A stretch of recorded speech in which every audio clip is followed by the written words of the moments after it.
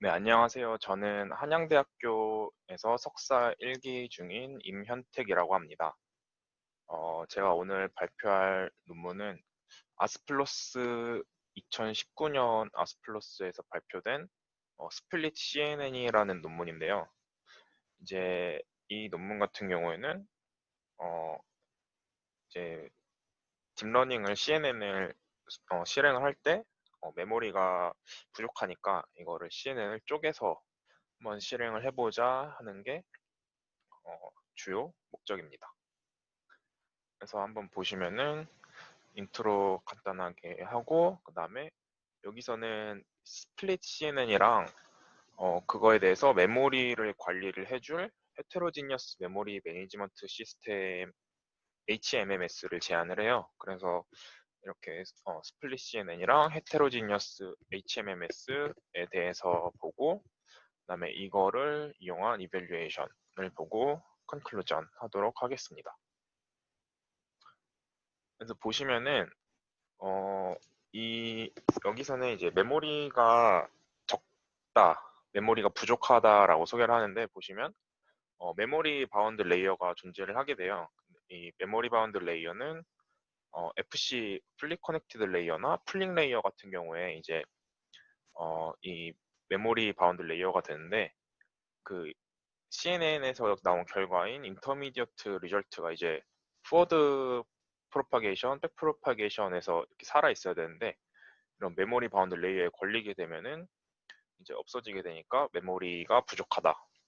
그리고 이제 딥러닝에 대한 연구가 진행될수록 이제 배치 사이즈가 점점 더 커져서 메모리가 부족하다. 그리고 또 모델 컴플렉시티도 계속 이제 복잡해지고 있잖아요. 어, 그래서 이제 메모리가 부족하다라고 얘기를 하고 있습니다. 이제 이 메모리 부족을 해결하기 위해서 이제 이전의 논문들을 보면은 VDNN이라는 논문이 있는데 수타 논문 중에 하나라고 해요. 그래서 이 VDNN 같은 경우에는 메모리를 좀 적게 써보자 해서 이 레이어 와이즈로 메모리를 얼로케이션을 합니다. 그래서 성능 다운은 최소화하면서 메모리 사용량도 최소로 하겠다 이런 식으로 하는데 이 VDNN 같은 경우에는 굉장히 복잡하고 그다음에 멀티 스테이지의 튜닝 프로세스가 필요하게 됩니다. 그래서 요거보다 조금 더 간단하게 해보자 해서 스플릿 CNN을 제안하게 되는데요. 이제 보시면은 어, 이 차트를 보시면은 이 스플릿 CNN을 어떻게 하겠다라는 오퍼튜니티가 보이는데 여기서 제너레이티드 데이터랑 오프로더블 데이터를 보시면은 파란색이 이제 제너레이티드 데이터고 초록색이 오프로더블 데이터인데 이거를 누적시킨 값이 이 동그라미 세모 표시가 됩니다. 그래서 제너레이티드 데이터 같은 경우에는 레이어에서 생성된 데이터고요. 이제 포워드 때 생성이 되면은 백워드 때도 한번 쓰이게 되겠죠. 그리고 이제 오프로더블 데이터는 이 오퍼레이션을 실행 중에 오프로드 할 수 있는 데이터를 말합니다. 그래서 여기서는 MV 링크를 사용을 하는데 MV 링크에서 그 피크 밴드위스랑 측정된 레이어의 익스큐션 타임을 곱해서 이렇게 측정을 한다고 합니다.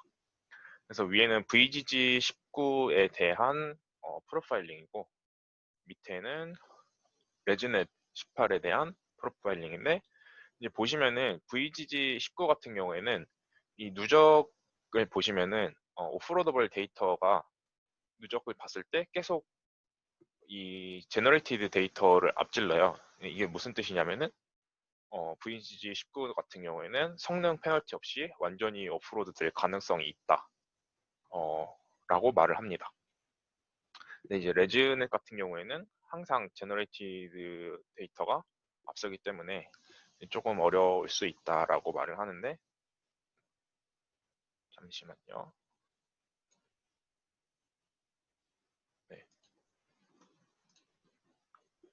그래서 이제 어, 레즈넷에서는 레이어 와이즈 오프로딩 방식이 효율적이다. 그래서 이전에 있던 레이어 와이즈 오프로딩 방식을 쓰면은 성능의 페널티가 너무 크다 해서 이제 해봅니다.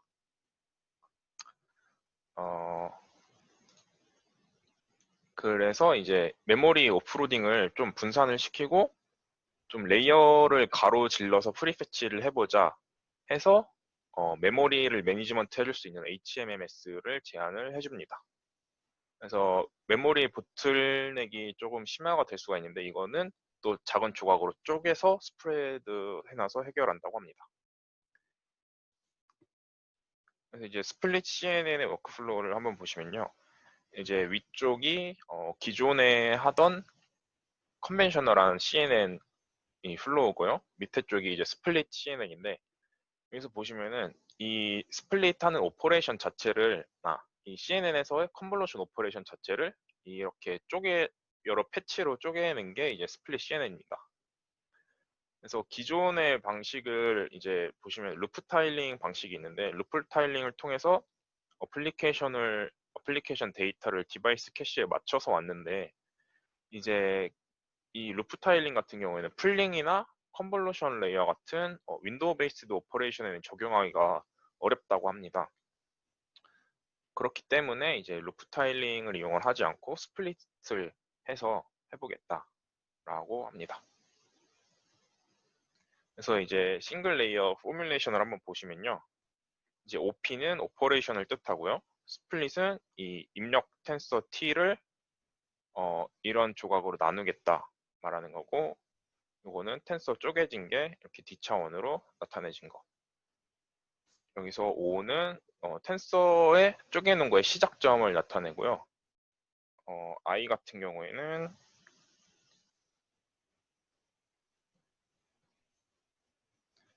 지금 I가 지금 생각이 안 나는데 I는 이따가 뒤쪽에서 한번 보도록 하겠습니다.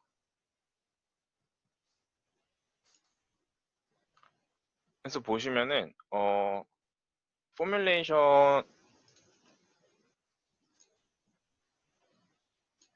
포뮬레이션에서 이제 LB랑 UB가 나오는데 보시면 LB 같은 경우에는 다음 패치의 첫 번째 시작 위치를 나타내 주게 되고요.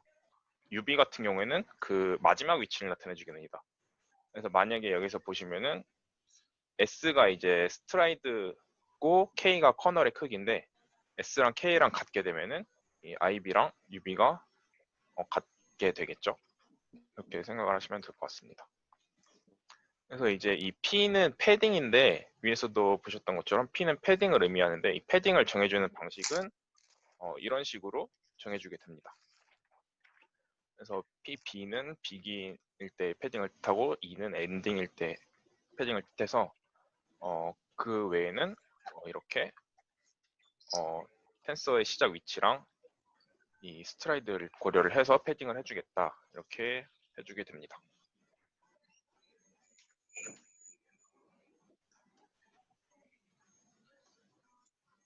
그래서 여기서는 이제 패치를 쪼개주는데 여기서는 일단은 임의의 크기로 파티션을 나눠요.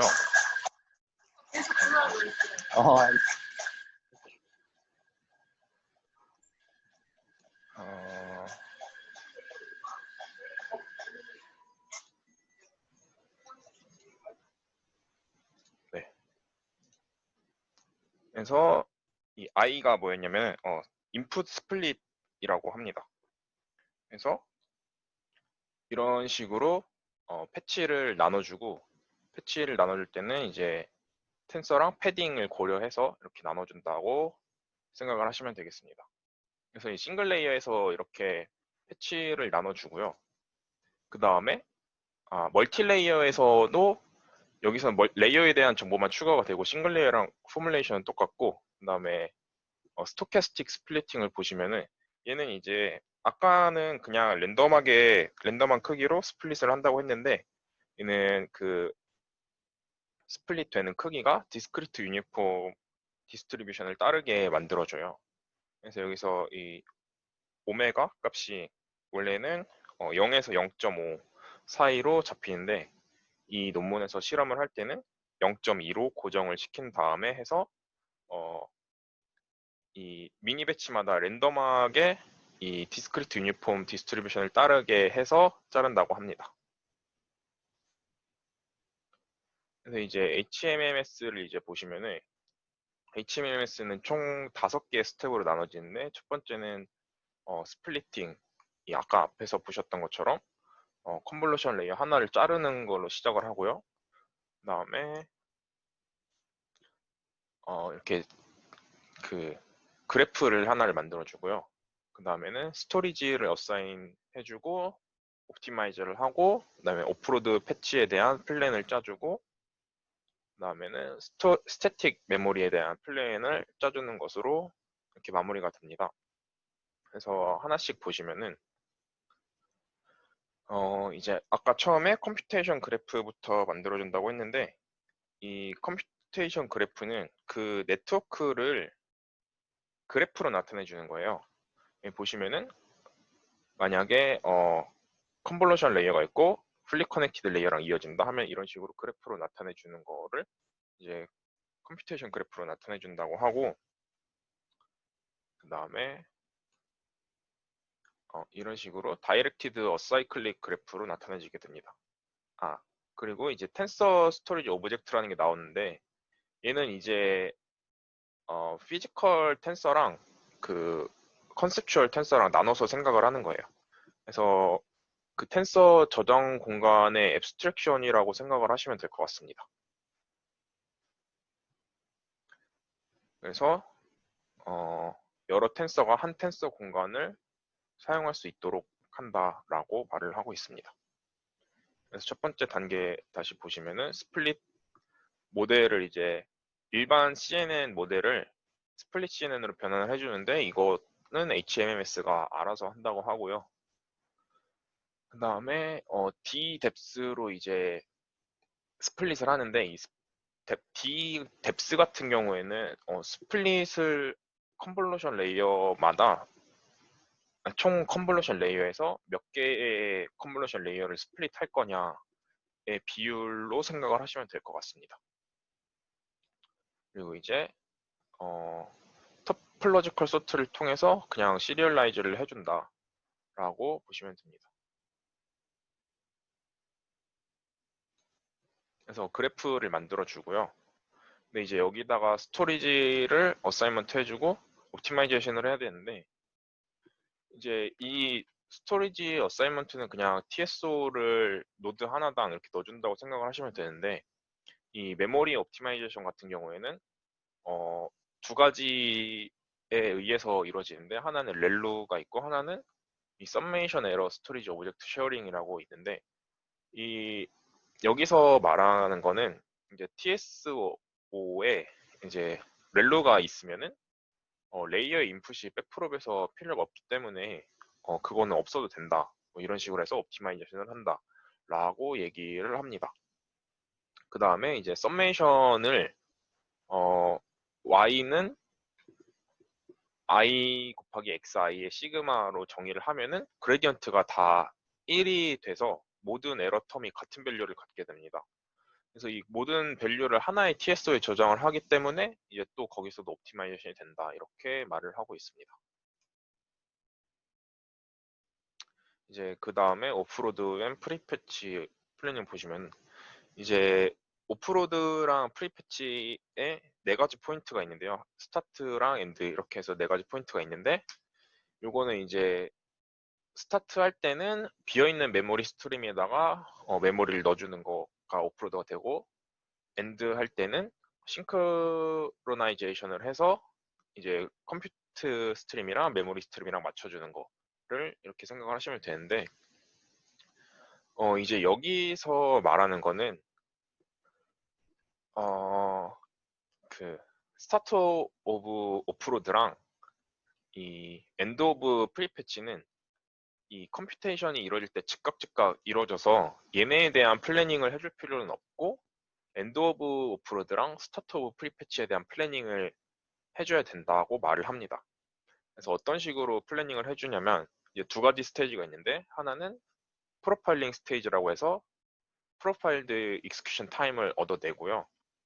이제 그거를 가지고 플래닝을 하는데, 이거는 또 오프로더블 메모리 캐퍼시티를 보고 결정하는데, 이건 어디서 나왔었냐면은 아까 앞에 요 그림에서 나왔습니다. 요 그림에서 이제 오프로더블 데이터 요거를 참조를 해서 하는 거예요. 그래서 이 알고리즘을 보시면은 여기는 이제 그 스타트 오브 오프로드 쪽에서 스트림에 할당해 주는 건데, 이제 이 뒤쪽이 중요한데, 이 오프로드 캐퍼시티 밸런스를 보시면은 얘가 이제 그 앞에 나왔던 그 그래프 내용이라고 생각을 하시면 돼요. 그래서 그거를 보고서 내가 현재 쓰고 있는 TSO랑 더 쓸 수 있는 TSO를 비교를 해서 이제 프리패치를 더 하냐, 그리고 오프로드를 끝내냐, 그거를 결정한다고 보시면 되겠습니다. 그리고 이제 스태틱 메모리 플래닝을 해주게 되는데요. 이 스태틱 메모리 같은 경우에는 세 가지의 메모리 풀이 있다고 합니다. 이거는 이제 호스트 제너럴 퍼포스 메모리는 고정 메모리고 GPU의 연산 결과를 받아서 저장한다고 합니다. 이 디바이스 파라미터 메모리 같은 경우에는 디바이스 쪽에 있는 파라미터고, 네트워크의 파라미터를 받아서 그레디언트를 저장을 한다고 하고요. 그다음에 디바이스 제너럴 퍼포스 메모리는 얘도 디바이스 쪽에서 포워드랑 백프롭의 결과를 저장을 한다고 하는데, 이제 스태틱 메모리 플래닝 같은 경우에는 여기서는 이제 오프라인으로 이루어진다고 하는데, 그래서 이제 런타임 오버헤드가 없어서 따로 이거에 대한 플래닝은 언급을 해주진 않는 것 같습니다. 그래서 이제 이밸류에이션을 보시면은 모델은 알렉스넷, VGG19, 레지넷 18, 레지넷 50을 이용을 했고, 그 다음에 배치 사이즈는 이미지넷을 이용을 할 때는 256을 했고, 사이프10으로 할 때는 128의 크기로 배치를 가져왔습니다. 그리고 이제 스플리팅 뎁스는 0%, 이제 이거는 스플릿을 아예 안 한 거니까 베이스라인이 되고요. 그 다음에 12.5%, 25%, 37.5%, 50% 이렇게 가져가게 됩니다. 그 다음에 스플릿을 몇 개를 할 거냐, 아까 앞에 그 워크플로우에서 보셨던 그래프 생각하시면은 여기서는 이제 하나의 오퍼레이션을 4개로 쪼개잖아요. 그 개수라고 생각을 하시면 되는데, 하나로 할 거냐, 2개, 3개, 4개, 6개, 9개로 할 거냐, 이렇게 실험을 진행했다고 합니다. 그래서 스플릿 뎁스에 따른 결과를 보시면요. 이제 베이스라인은 이제 오프로드를 아예 안 한 거고요. 그 다음에 스플릿을 이렇게 해준 건데, 보시면은 더 낮을수록 좋은 건데, 아무래도 베이스라인은 스플릿을 안 한 거니까 가장 에러가 적다고 봐야 되고, 그래서 보시면은 에러 레이트가 그렇게 많이 차이가 나지 않는 것으로 확인을 하실 수가 있습니다. 그래서 여기도 보시면은 여기서는 오히려 에러가 더 좋게 나온 부분도 있고요. 그 다음에 여기는 스플릿 퍼센트별로 베스트 테스트 에러가 나오는데, 아까 VGG넷이 이렇게 됐고 레지넷이 이렇게 나오게 됩니다. 그 다음에 이제 스플릿을 몇 개를 하냐에 따른 결과인데요. 여기서는 2개, 3개, 4개, 6개, 9개를 진행을 했고, 여기서도 보시면은 결과가 베이스라인 그 스플릿을 안 한 거에 대해서 뭐 더 좋게 나온 부분이 있다, 이렇게 생각을 하시면 될 것 같습니다. 이제 스토캐스틱을 했을 때는 결과가 더 좋게 나오는 거를 확인을 할 수가 있는데, 아무래도 그 스플릿 그 스플릿 할 때 그 사이즈를 랜덤으로 하는 것보다는 조금이라도 설정을 줘서 하는 게 더 낫다라고 생각을 하시면 될 것 같습니다. 이제 이건 퍼포먼스에 대한 부분인데 여기서는 이렇게 나오고요. 보시면은 스토캐스틱 스플릿을 했을 때 로스가 굉장히 테스트 에러가 굉장히는 아니고 조금 더 잘 나오는 것으로 보실 수가 있습니다. 여기도 보시면은 아까 위에 거는 알렉스넷에 대한 거였고 이제 밑에 거는 레지넷에 대한 부분인데 스토캐스틱을 했을 때 조금 더 좋게 나왔다.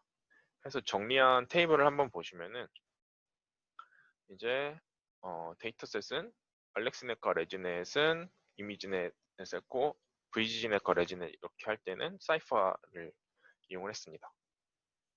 그래서 베이스라인 어큐러시가 이렇게 나오고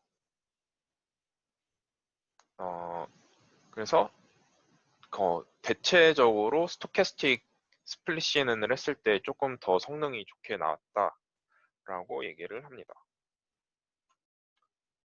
그리고 이제 HMMS에 대한 이밸리에이션을 보시면은 이제 HMMS 같은 경우에는 이 IBM 파워 시스템이라고 서버인 것 같던데 이런 식으로 사용을 했고요. NVLink 1.0을 이용해서 밴드위스는 34.1GB per 하고 QDNN 버전 7을 사용했다고 합니다.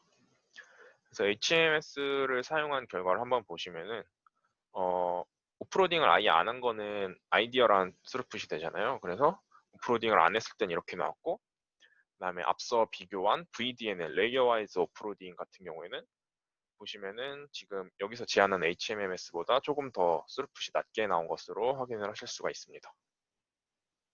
이제 프로파일링을 보시면은 이제 위에 거가 HMMS를 이용한 거고 가운데가 레이어 와이즈 얼로케이션 한 거고 밑에는 베이스라인인데 보시면은 이쪽에 보시면은 이 컴퓨테이션에서 스토리 거의 없어진 것으로 확인을 할 수가 있습니다. 그래서 레이어 와이즈보다는 우리께 스플릿 CNN이 HMMS가 더 낫다 이렇게 말을 하고 있습니다.